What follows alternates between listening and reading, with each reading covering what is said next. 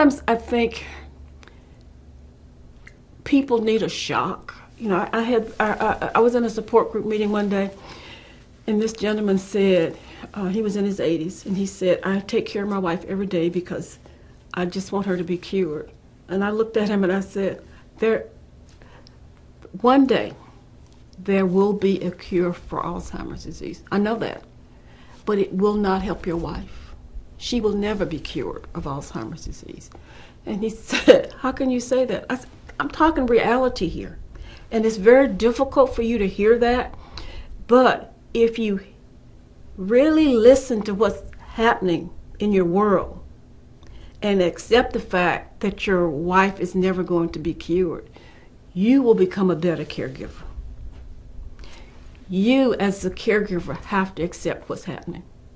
And once you accept what's happening in your life, you can deal with it more effectively, because you're hoping right now for something that's never going to happen in your lifetime.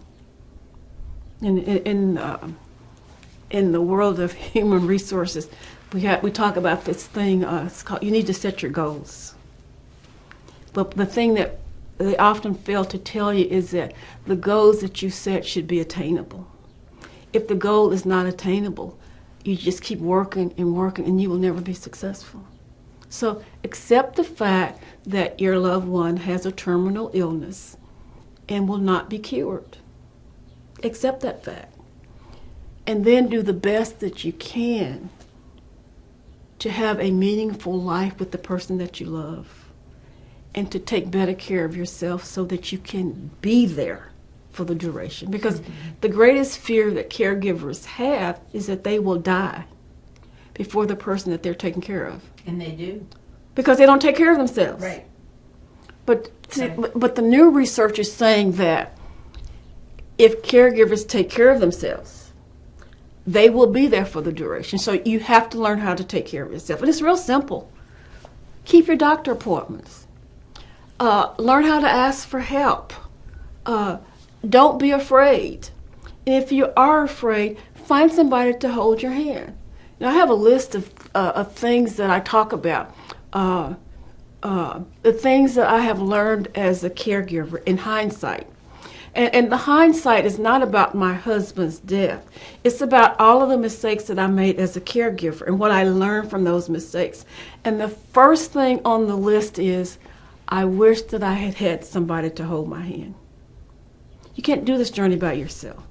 If you have someone to hold your hand, it's an easier journey to make, because they call it the long journey for a reason, because it is a long journey. And for some people, it's longer than others. My husband's journey was 7 years. 7 years and 3 weeks. And if I had someone walk with me earlier, I would have done a different kind of job as a caregiver. I cannot say that I would have done a better job, because I did the best job that I could on every day that I served as a caregiver. Now let's talk about what does that mean, being a caregiver. For me, it meant that while my husband was at home, I took care of him. So I had a different kind of role as a caregiver. And when my husband left home to the personal care home, I was still a caregiver. But my role changed. I was an advocate, and I remember talking to the caregiver at the personal care home, and she and her husband had been doing this for about 15 years. And she told me that she had never had a relative so actively engaged in caregiving. I was shocked.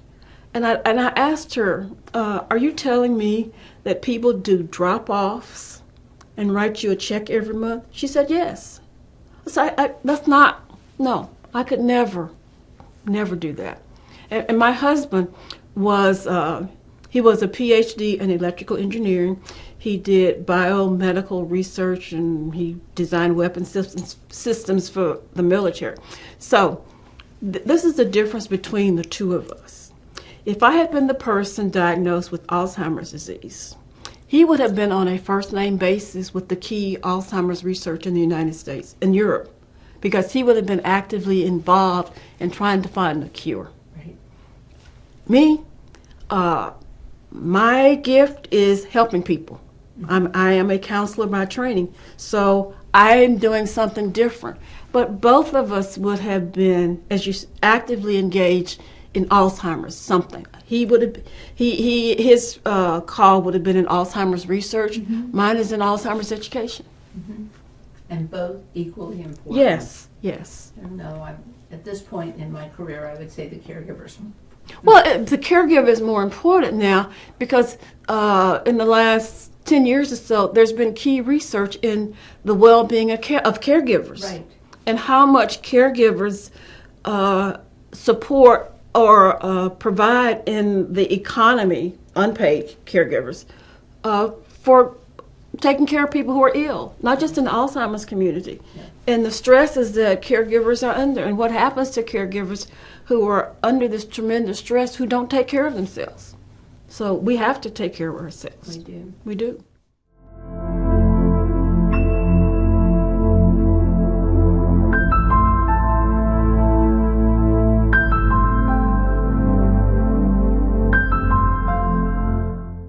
Memory issues, little bitty things.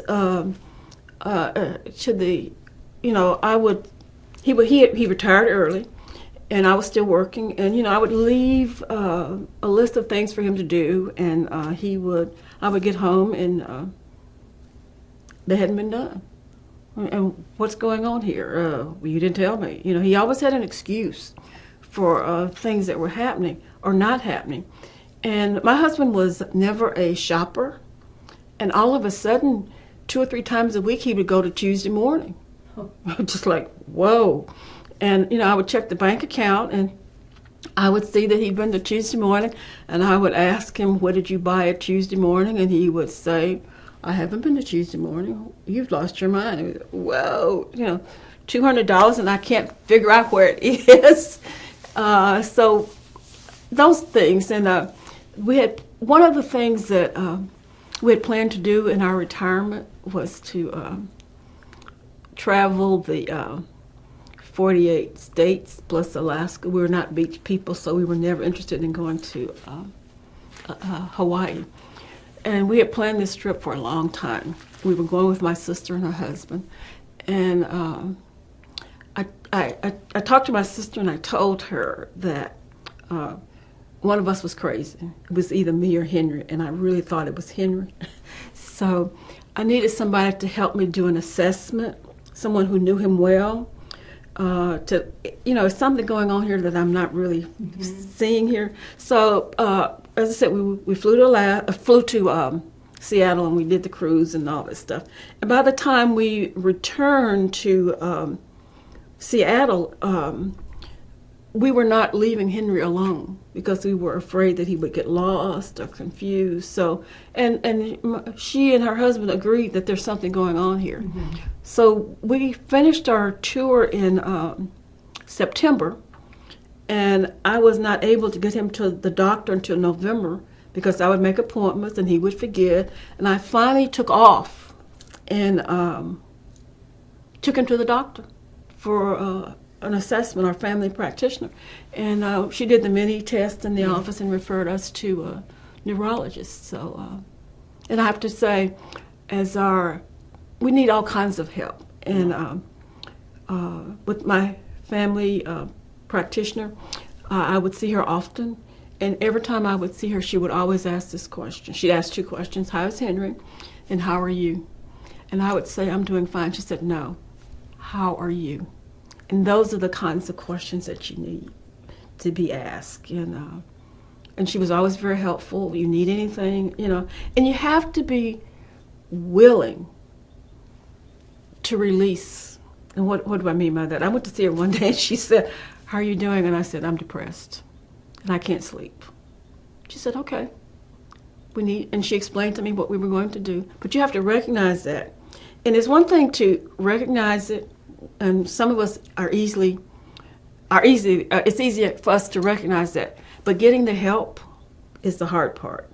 And I had found my voice. I knew depression was an issue, and I said, I need help. And I felt better after I got some help, something. Because caregivers don't sleep. We just, and when you become sleep deprived, how can you best describe this? Sleep deprivation is a form of torture doing war. Okay? Now you know. So you're torturing yourself when you don't sleep, and we need sleep. We need restorative rest, and when you are a caregiver, you don't get it. What I learned in the Stress Busters program is that when you ask for help, you're asking for permission. You don't ask for permission. You tell people what you need, and that's a very different way of wording what your need is. And I learned how to do that. So I'm proud of myself and Stress Busters for helping me reach that moment in time.